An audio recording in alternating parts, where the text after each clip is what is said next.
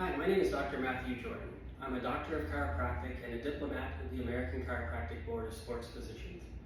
Today I'm going to discuss and walk you through the rotator cuff exercise series that we use here in our office. So before we begin, I'll just give you a little bit of a rundown of what the rotator cuff actually is. The rotator cuff is made up of 4 individual muscles: the supraspinatus, infraspinatus, subscapularis, and the teres minor.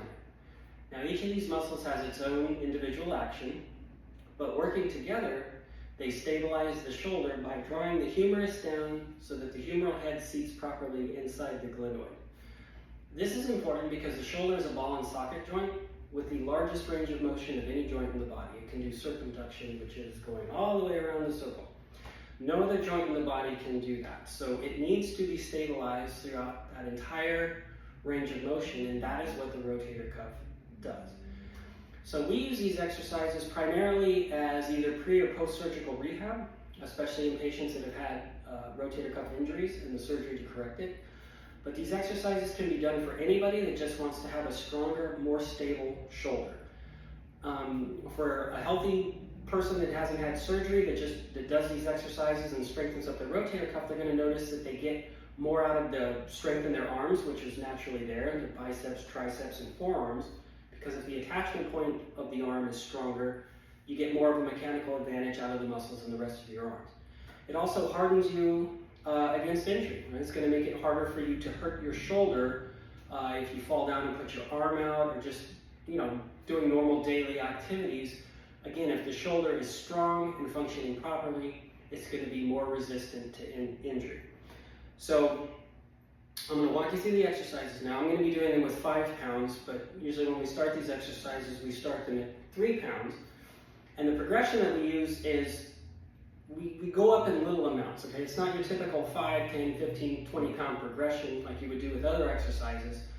We go 3 pounds, 5 pounds, 6 pounds, 8 pounds, 10 pounds, 12 pounds, 15, 20. I stop at 20 because I've never had anybody need to do these exercises with more than 20 pounds. That was my biggest, strongest patients. I've only had 2 or 3 of them that were able to get up to 20 pounds. I suppose if somebody needed to go beyond 20 pounds, we could start going 20, 25, 30, 35. But again, in my years of experience, I've never seen anybody go beyond 20 pounds. The rotator cuff muscles themselves aren't very large. They aren't in and of themselves very strong. So usually the typical female patient will plateau in strength somewhere between 8 and 12 pounds, and the typical male patient will plateau in strength somewhere between 10 and 15 pounds. So once you find that plateau, once you get that strength up to the level it needs to be at, that's where you want to keep it. Okay, so you still want to do these exercises twice a week with at least a day or 2 in between for recovery, but you're not always reaching for the next, higher weight. You're not always trying to PR or anything like that. You just want to find your plateau and keep it there.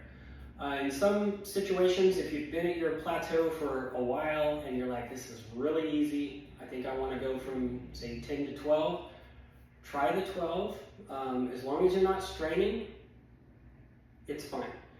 That'll become your new plateau, and then you just keep it at 12. But this isn't one of those no pain, no gain situations, okay? I don't want you straining and blowing your form out the window trying to just heave this 12 pounds up. If your rotator cuff isn't strong enough to do it, then don't do it. You don't want to strain these muscles because that is now a rotator cuff injury, and now you have to deal with that. And the whole point of this is to strengthen your rotator cuff so it doesn't get injured. So please don't hurt yourself trying to achieve that. Okay, so I'm going to walk you through the exercises. All of these exercises are done 15 reps. As I said, I'm going to be demonstrating them with the 5-pound dumbbells.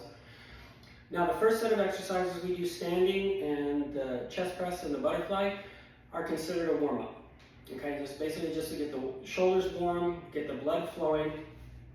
I'm going to demonstrate each exercise. I'm going to explain the muscles that we're going to be working, and then we're going to count out our 15 reps. Okay, so the first one is going to be the military press, very basic. It's for the deltoids. We're going to do 15 reps of this.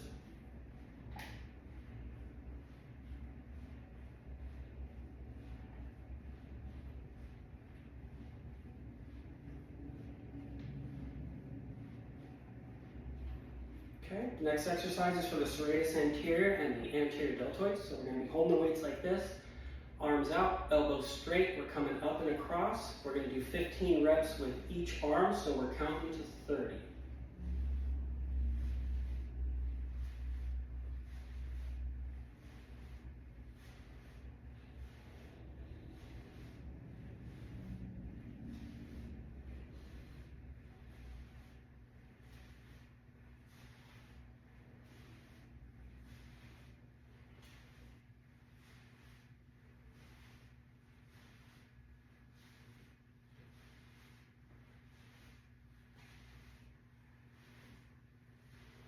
Okay, next exercise is shoulder extension. So this is for the posterior deltoid.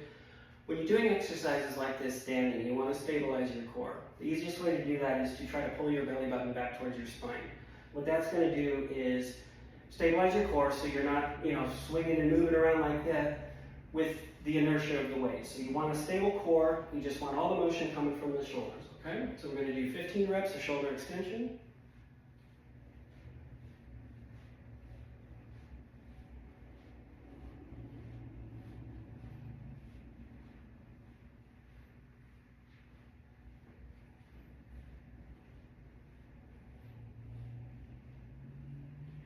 Okay, next we're going to do shoulder extension. So that's going to be the anterior deltoids here. Same thing, stabilize the core. We're coming up 15 reps.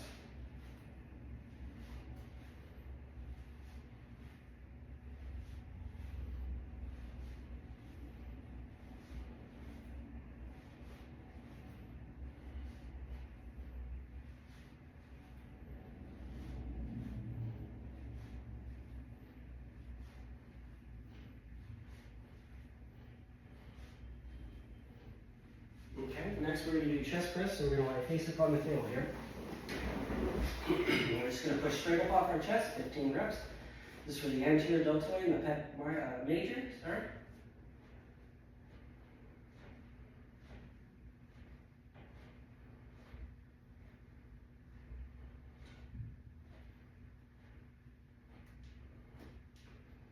Okay, now we're going to do the butterflies. This is going to be for the pecs.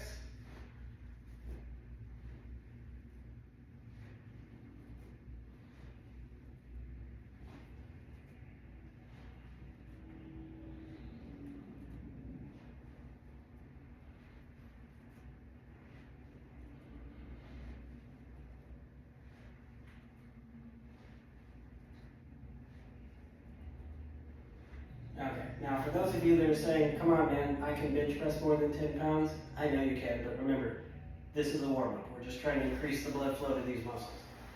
Okay, now we're going to be laying on our side. Now these are the rotator cuff muscles. So we do them sideline, so that when you come up to the top of the lift, gravity is pushing the shoulder straight down into the glenoid. So there's no shearing force on the muscles or the ligaments or the labrum. Everything is seated right here, nice and balanced. Okay, so the first set of 5 we do is with the weight flat. This is for the deltoid and the supraspinatus.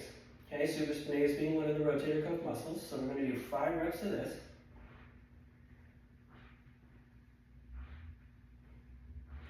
Okay, the next 5, we turn the weight up, so our thumb's facing up. We're going to come up to 90 degrees 5 times. This is for the deltoid, supraspinatus, and it gives us an assist from the subscapularis. Okay, next 5, turn the weight down, move the arm forward. This one's the toughest of the 3, so it's fine if it feels that way to you. And we're going to be coming up to 90 degrees. This is deltoid, supraspinatus, and the infraspinatus. Okay, next we're going to do external rotation. Arm against your side, elbow bent to 90 degrees. We're just externally rotating 15 times. This is infraspinatus and teres minor.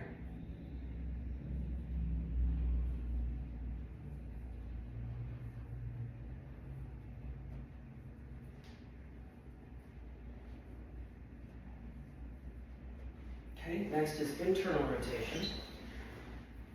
So we're going to bring the arm down like this. Make sure your elbow stays bent at 90 degrees. We're coming from here to here 15 times. This is subscapularis.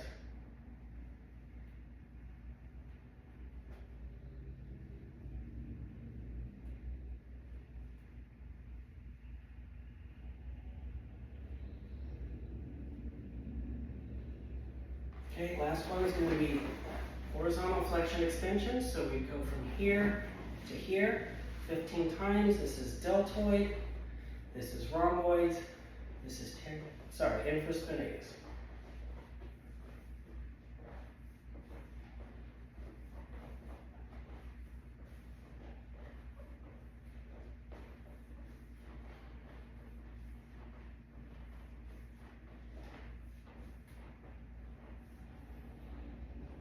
There we go. Okay, so I just did those exercises laying on my left side with my right arm. I'm not going to demonstrate this, but if you were doing these for real, what you would do then is turn onto your right side and repeat those exercises with your left arm.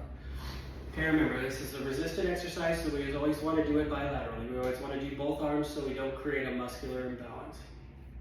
Okay, that's it. That's the rotator cuff series.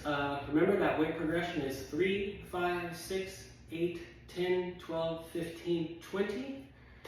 15 reps at a time, twice a week, at least one day in between for recovery. And find your plateau and keep it there. Thanks for watching.